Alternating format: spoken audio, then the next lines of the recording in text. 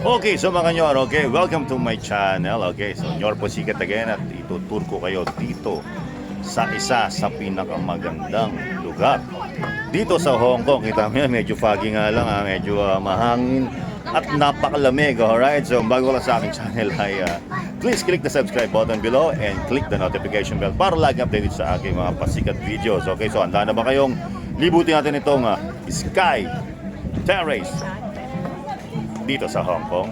Alright, so kung ready ka na kayo, ready na rin ako. Okay, so let's get it on. Ayaw mo ba?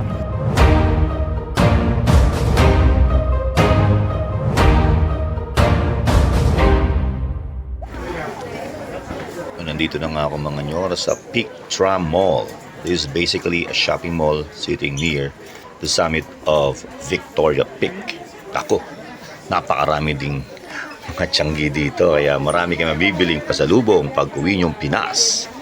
Meron dito mga coffee shops, restaurants. So baka magutom lang kayo kakalakad, marami kayong pwedeng kainan dito, no?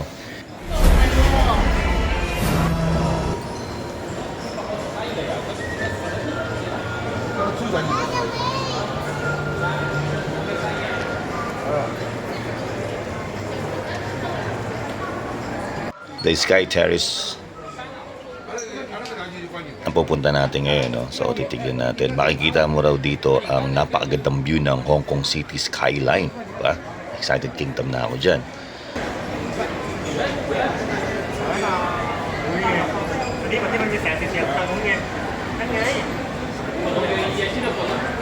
Okay, pwede rin kayo bumili ng ticket para makapunta ka sa Sky Terrace kasabay ng pagbili nyo ng ticket sa Peak Tram tulad ng ginawa ko.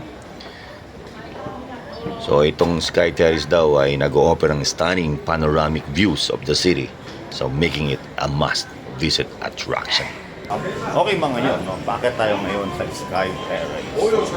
Kung saan nakatuktok ito, nakikita mo buong Hong Kong. Okay. Daanan talaga yun, ang daanan.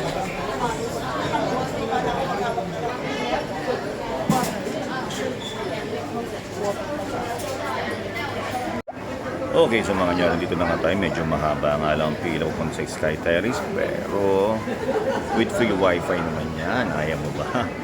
Okay, so habang nagmumuni-muni ka sa taas at habang tinitingnan ang kagandahan ng lugar na makikita mo ng buong Hong Kong, pwede kayo mag-connect sa free wifi nila, okay? So ito na nga. 没有，你们往旁边靠一点点，然后都给人家过，有没有？180。不要跑。Okay.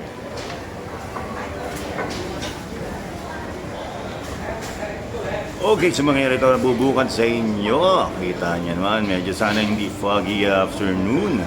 At para makita natin ang kagandahan ng buong Hong Kong. So ito na ang nyor, beware of sleepy floor. You know, Ako, ito, ganda-ganda dito. Kita mo naman, 360 ko lang muna kayo, no?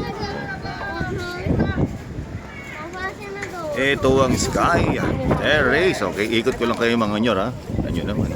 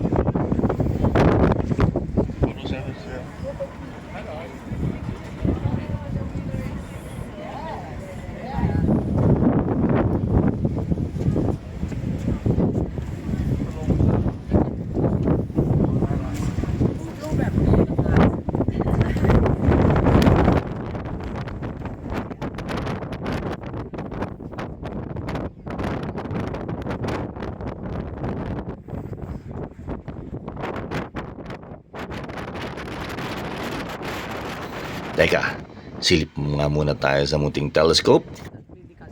Wala akong makita. need palang hulugan ng coins para makita mo ng malapitan ng mga buildings sa Hong Kong. Okay, so mga yun,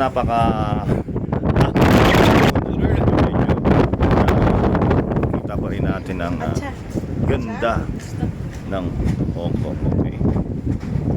Alright, so kita pa rin natin ganda ng paligid. Ayan, okay. Medyo foggy afternoon. You wanna try? Alright, go! Tara, at dadalhin ko kayo sa kabilang dako. Di ko kasi maintindihan itong si Kuyan Checo eh. Kung gusto nyong magbakasyon sa Hong Kong at isama ito sa mga bibisitahin nyo, pues ang advice ko lang sa inyo, pumunta kayo rito kapag December hanggang March yan, kasi siguradong malamig na malamig ang klima dito. Kasi kapag summer kayo pumunta rito, naku po, hindi nyo ma-enjoy ang paglalakad at syempre pagpunta rito sa taas kasi masyadong mainit na.